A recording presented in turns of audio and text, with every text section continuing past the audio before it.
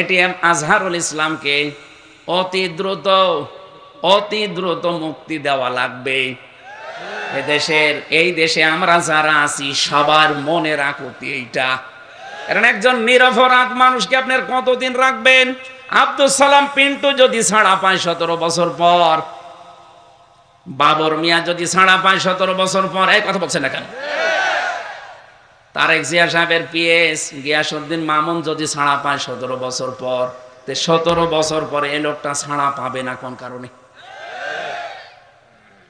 একটা লোকের মুক্তির জন্য আজকে যদি নামাজ বাদ দিয়ে, রোজা বাদ দিয়ে, হজ বাদ দিয়ে, একটা লোকের মুক্তির জন্য যদি সত্যি আমরা আজকে সিদ্ধান্ত 18 কোটি মানুষ সঠিকভাবে নিতে পারি, 1400 মানুষের উপরও যদি আল্লাহ রাজি হয়, আমাদের উপরও আল্লাহ রাজি হয়ে যাবে।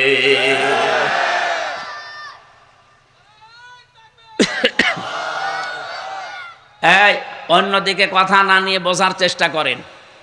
আমি যা বললাম বুঝেছেন কিনা বলেন? আমি যদি কিছু বানিয়ে বলি, কোন হুজুর নিয়ে আসবেন, নিয়ে এসে বসান। আমি আয়াত, পারা, পৃষ্ঠা, লাইন, রুকু সব বলে দিয়েছি। আপনি নিয়ে আসেন, কোন তাফসীর নিয়ে আসবেন। সূরা মুহাম্মাদের 2 নম্বর আয়াতে আল্লাহ জানিয়েছেন, আল্লাযীনা আমানু ওয়া আমিলুস সালিহাত ওয়া আমানু বিমা নুজিলা আলা মুহাম্মাদ ওয়া হুয়াল হাক্কু মির রাব্বিহিম কাফফারা আনহুম সাইয়্যাতিহিম ওয়া আসলাহা বালাহুম। তোমরা যারা আল্লাহকে বিশ্বাস করো, ভালো ভালো কাজের আঞ্জাম দাও, আমলে সালেহ করো। সালেহ মানে, আমরা এই শব্দটা নিয়ে অনেকে ভেজালে আছি। সালেহ মানে মনে করি নেক কাজ। সালেহ মানে সৎ হওয়া না, এতটুকুই না। সালেহ মানে শুধু নেক না, শুধু সৎ না। এজন্য যারা আল্লাহর আইন চায়, সৎ লোকের শাসন চায়, এই শব্দের ভেতরে সালেহ শব্দটা দিয়েই তারা এই স্লোগান বানিয়েছেন। এর ভেতরে 2টা অর্থ আছে। শুধু সৎ হলে হবে না, সালেহ মানে যোগ্য হওয়া লাগবে। আমার কথা বুঝতেছেন? শুধু সালেহ মানে সৎ বা নেক নয়, এটা যোগ্য হওয়া লাগবে আপনাকে।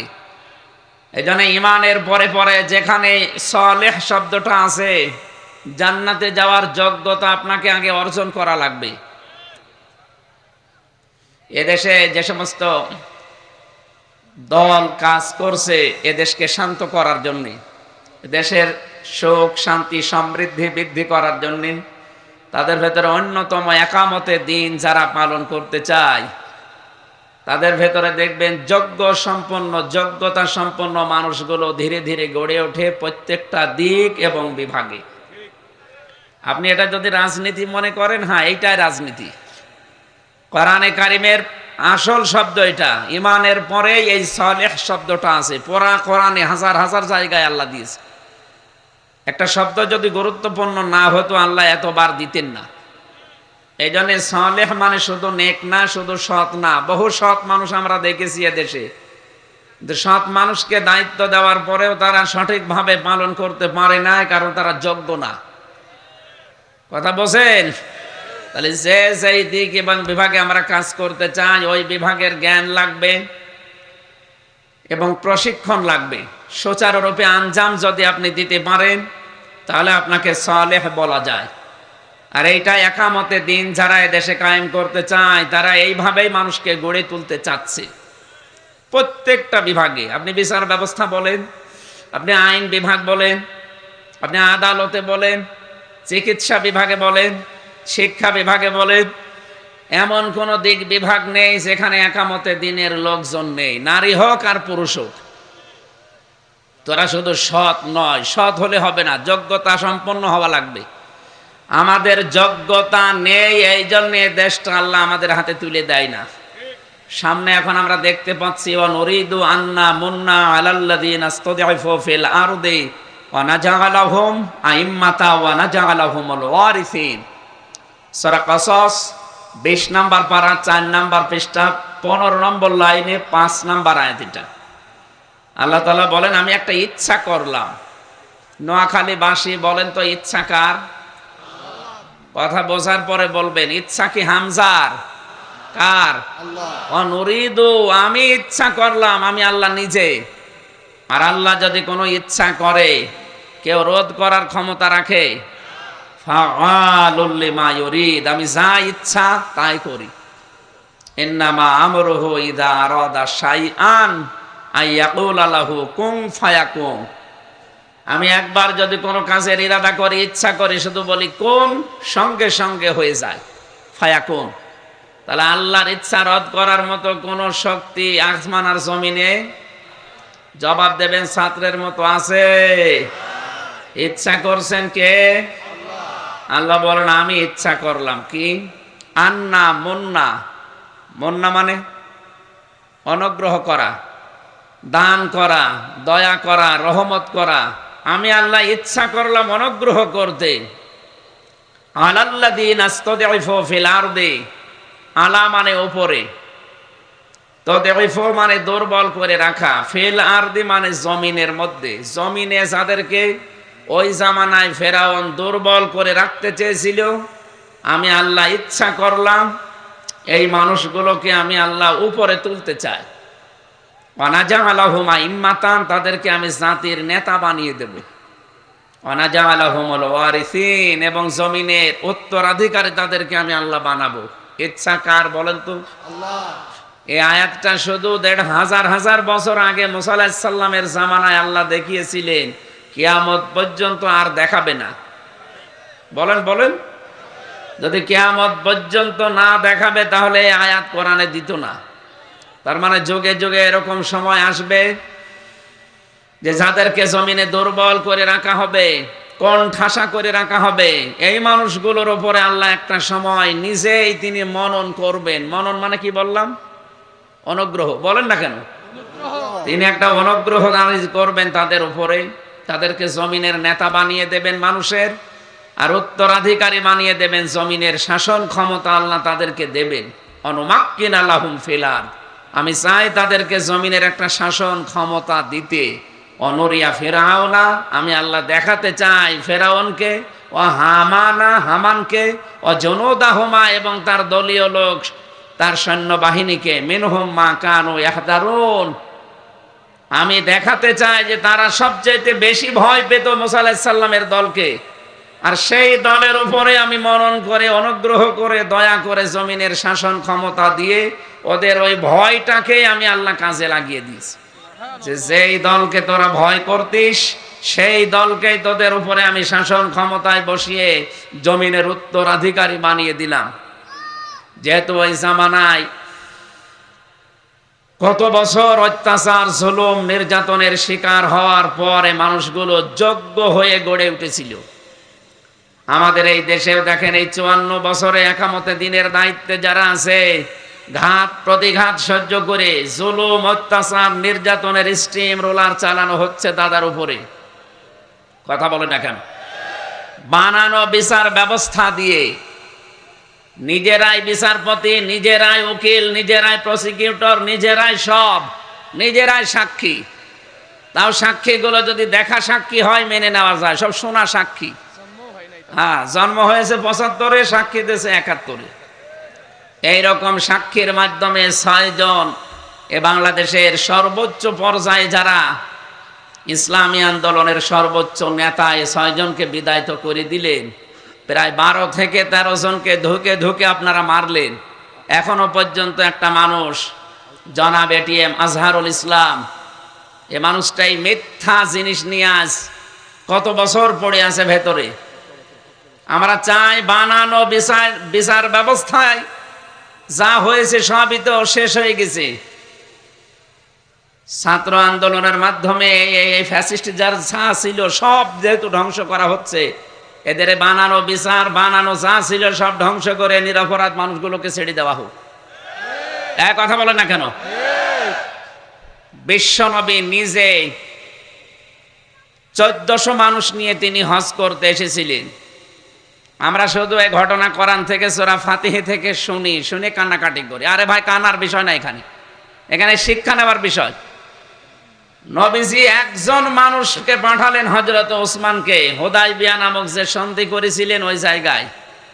বললেন যাও মক্কাতে যেয়ে ওদেরকে বলো যে আমরা এবার যুদ্ধ করতে আসি না, আমরা শুধু হজ করেই চলে যাব।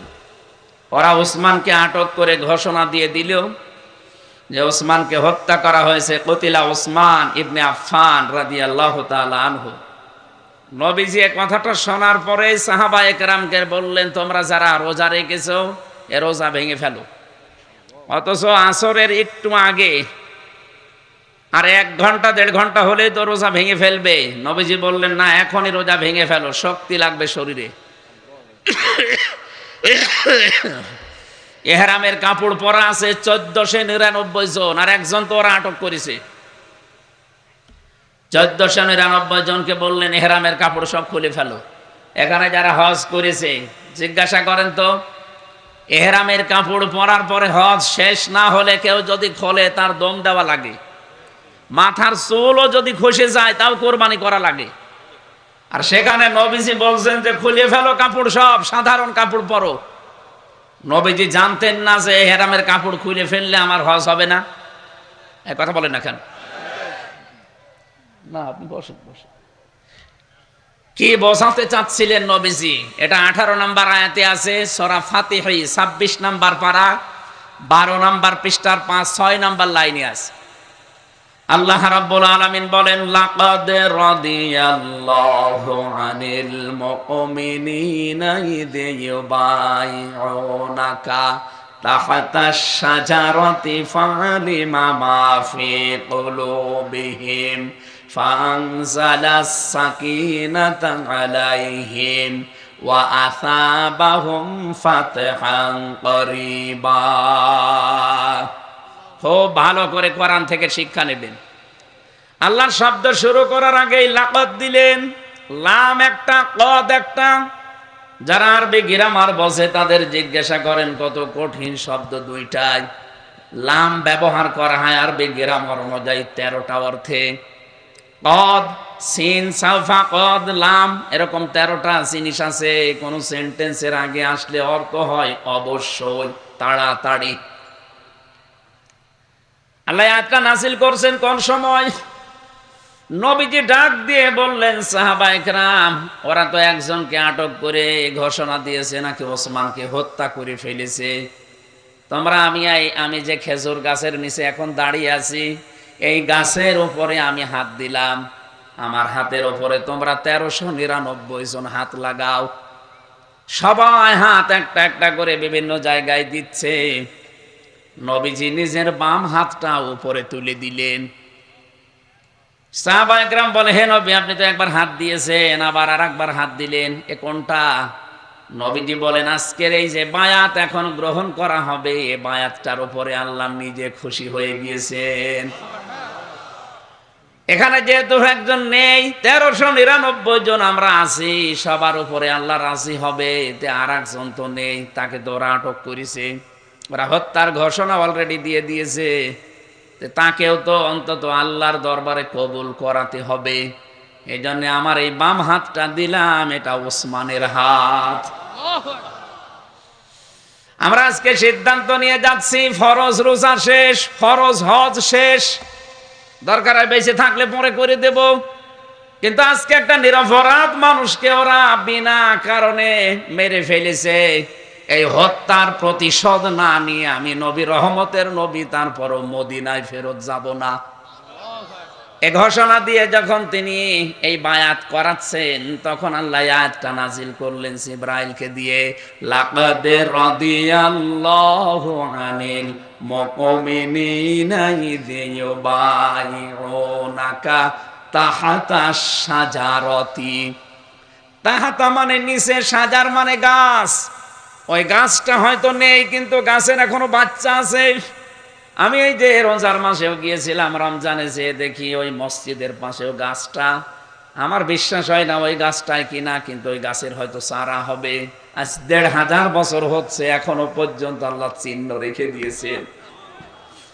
ওই গাছের নিচে মুমিনরা আপনার হাতের উপরে যে হাত দিয়ে বায়াত গ্রহণ করছে, হে নবী, আমি অবশ্যই অবশ্যই ওই মুমিনদের উপরে খুশি হয়ে গেছি। খুশি হয়ে গেছেন কে? আরো জোরে বলেন। এতটুকুই শেষ করেননি, আয়াতের পরবর্তী অংশ, ফালিমা মা ফি কুলুবিহিম, এদের প্রত্যেকের অন্তরের ভেতরে কি আছে আমি তো জানি, কারণ এখন প্রত্যেকেই ওসমান হত্যার প্রতিশোধ না নিয়ে কেউ মদিনায় ফেরত যাবে না, এই সিদ্ধান্ত নিয়ে ফেলেছে। একটা নিরপরাধ মানুষের সামনে দাঁড়ানো, নিরপরাধ মানুষের পাশে দাঁড়ানো যে কত বড় কাজ আমার আল্লাহ নিজে ঘোষণা দিয়ে জানালেন। আজকে এই 1399 জন, এমনকি নবীজি আপনি যে বাম হাত দিলেন ওসমানের হাত বলে 1400 মানুষের উপরে আমি আল্লাহ রাজি হয়ে গেছি। ওয়াসাবাহুম ফাতাহান করিবা ফানজালাস সাকিনাতা আলাইহিম, এমনকি আমার রহমত এখন আল্লাহ নাজিল করছি আপনাদের উপরে। আর একটা সুনিশ্চিত বিজয়ের সুসংবাদ তোমাকে আমি দিচ্ছি। এর মূল কথা পেয়েছি এইটা, একটা নিরপরাধ মানুষ তারা ধরে নিয়ে হত্যার শুধু সংবাদ দিয়েছিল, হত্যা করে নাই, শুধু সংবাদ মিথ্যা ছড়িয়েছে, মেরে ফেলেছি। নবীজি এতটুকু শোনার পরে ফরজ হজ বাদ দিয়ে দিলেন, ফরজ রোজা বাদ দিয়ে দিলেন। 1399 জনকে শপথ বাক্য পাঠ করাচ্ছে যে একে মুক্ত করা না পর্যন্ত বা এর জীবনের প্রতিশোধ না নেওয়া পর্যন্ত কেউ আমরা মদিনায় যাব না। কোন নবীর কথা এটা? রহমতের নবী। কোন নবী? রহমতের নবী। জীবনে কারো দিকে চোখ তুলেও গরম করে তাকাননি, এই নবী বলছে। মানুষ ওরা আটক করে মেরে ফেলেছে কয়জন? এক কথা বলছেন, কয়জন? তাও মারে নাই, মিথ্যা সংবাদ ছড়িয়েছে, যদিও আমরা বিশ্বাস করেছি মেরে ফেলেছে। একটা মানুষের বিনা কারণে হত্যার কথা শোনার পরে উনি জ্বলে উঠলেন। রহমতের নবী, আপনি টের পাচ্ছেন? রহমতের নবী জ্বলে উঠেছিলেন। এতগুলো মানুষকে শপথ বাক্য পাঠ করিয়ে বলছে আমরা মদিনায় যাবই না এই হত্যার প্রতিশোধ না নিয়ে। আল্লাহ এমনি তাদের উপরে রাজি হয়নি। আল্লাহ বলেন ফাআলিমা মা ফি কুলুবিহিম, ওদের প্রত্যেকের অন্তরের ভেতরে এই ছিল যে হ্যাঁ ওরা অন্যায়ের বিপক্ষে, ন্যায়ের পক্ষে। মানুষ একটা হোক, কিন্তু একটা মানুষের জীবনের দাম আল্লাহর কাছে অনেক বেশি। মানুষটা যদি নিরপরাধ হয়, সব প্রকাশ হয়ে পড়ছে। মাওলানা নিজামীকে তার ফাঁসি এবং দণ্ড থেকে মুক্তি দিয়ে দিয়েছে আদালত। এই কথা বলছেন না কেন? কয়েকদিন আগে দণ্ড থেকে সব মুক্তি দিয়ে দেয়নি? আমি তো নিজে ভিকটিম। ওরা এতদিন শুধু ন্যায় বিচার আমরা কায়েম করছি, এটা শুধু ছড়িয়েছে, পুরাটা মিথ্যা।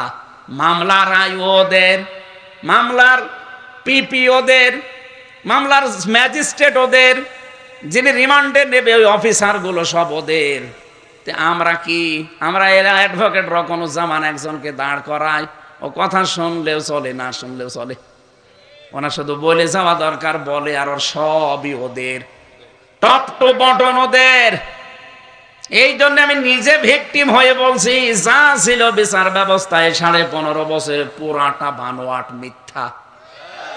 নিজেদের ক্ষমতায় টিকে রাখার জন্য, ইসলামকে ধ্বংস করার জন্য এই পায়তারাগুলো নিয়েছিল দাদাদের হুকুম অনুযায়ী। এই জন্য বলছি মাওলানা এটিএম আজহারুল ইসলামকে অতি দ্রুত মুক্তি দেওয়া লাগবে।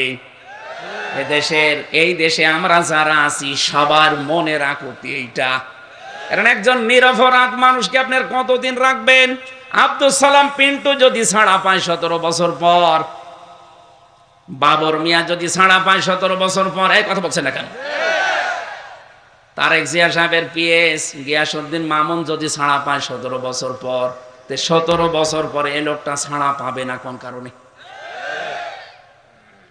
একটা লোকের মুক্তির জন্য আজকে যদি নামাজ বাদ দিয়ে, রোজা বাদ দিয়ে, হজ বাদ দিয়ে, একটা লোকের মুক্তির জন্য যদি সত্যি আমরা আজকে সিদ্ধান্ত 18 কোটি মানুষ সঠিকভাবে নিতে পারি, 1400 মানুষের উপরও যদি আল্লাহ রাজি হয়, আমাদের উপরও আল্লাহ রাজি হয়ে যাবে।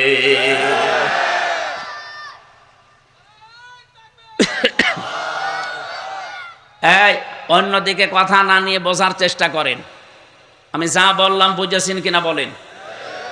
আমি যদি কিছু বানিয়ে বলি, কোন হুজুর নিয়ে আসবেন, নিয়ে এসে বসান। আমি আয়াত, পারা, পৃষ্ঠা, লাইন, রুকু সব বলে দিয়েছি, আপনি নিয়ে আসেন, কোন তাফসীর নিয়ে আসবেন। এই জন্য সালেহ মানে যোগ্য হওয়া লাগবে। আজ আমরা যোগ্য না, এই জন্য দেশটা আমাদের হাতে আল্লাহ তুলে দেয় না। সামনে আমরা এমন মানুষ তৈরি করতে চাই যেন সৎ হয় এবং যোগ্য হয়। আপনি হয়ে দেখেন, অবশ্যই আল্লাহ তার ওয়াদা পূরণ করবেই। ইন্নাল্লাহা লা ইউখলিফুল মিআদ, আল্লাহ ওয়াদা ভঙ্গ করেন না।